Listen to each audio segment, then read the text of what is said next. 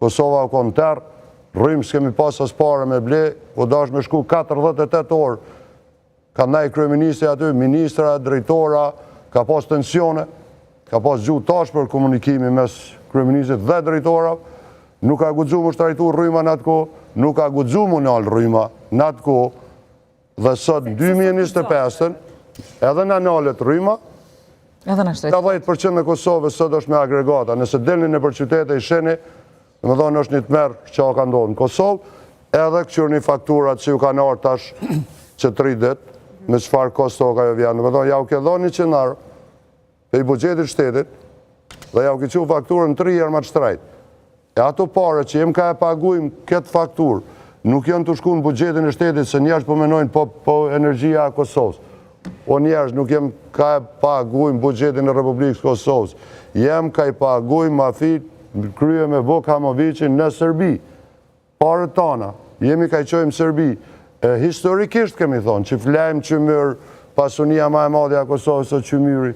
E sot, në 2025, jemi këthy në agregata, jemi këthy në faktura mërësisht drejta, dhe nuk e di që si adel këj popullë që shmunën me kuptu drejt, por mundësia për me prodhu energji Kosova e egziston. Qymyrin e shesi me 6 euro në Macedoni, në Malzi, e i blejmë 1700 euro 2 megawatt për të njëjtit shtet. Dhe me thonë, e një ton qymyr ka kapacitet me i prodhu 2 megawatt. E pse nuk për i djekë nga në turbina tona? Kjo është, do me thonë, një industri mafioze që i te i kalon thashe edhe njerë kufit e Kosovës. Edhe nëse dikush mundet, ka kapacitet, ka guxim, me i largu për shtuit, është vetëm pëlleci AK-s dhe AK-ja. Shkumbin? Se ka rritje AK-ja, po mendoj që është e dukshme për disa arsye, përveç zgjedhjeve lokale, unë mendoj që një faktor interesant është edhe opcioni që këta të shkojnë të vetëm në zgjedhje. Dhe nuk e di pse udhëtësia AK-s se kanë kuptu faktikisht do ma herët që nuk bën me shku me dikën tjetër në zgjedhje, për shkak se gjithmonë kanë përformuar shumë dobët në koalicione. E kujtojmë pe i Panit, me PSD-n, tash edhe me Nisme, ndërkohë që Ser ka garuar vetëm me ka përformu ma mirë.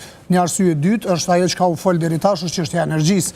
Në ditët e fundit unë kam taku shumë qytetarë dhe kam pa një disponim të njerëzve, sidomos në kohën kur faturat e rrymës janë astronomike, është shkaktu një si themi një pasigurie njerëzve përveç që s'kan rrymë, kanë edhe faturat shtrejta dhe është bërë shumë virale nëse ju kujtohet, nëse keni pa këtu ditë një video e Ramush Haradinajt ku është në kek edhe thotë që rrymë duhet ketë edhe s'duhet ketë shtrejtim. Edhe besoj që në këtë kontekst kjo ka ndikuar tek besueshmëria njerëzve në temën që i preokupon mas shumti në muajt e fundit.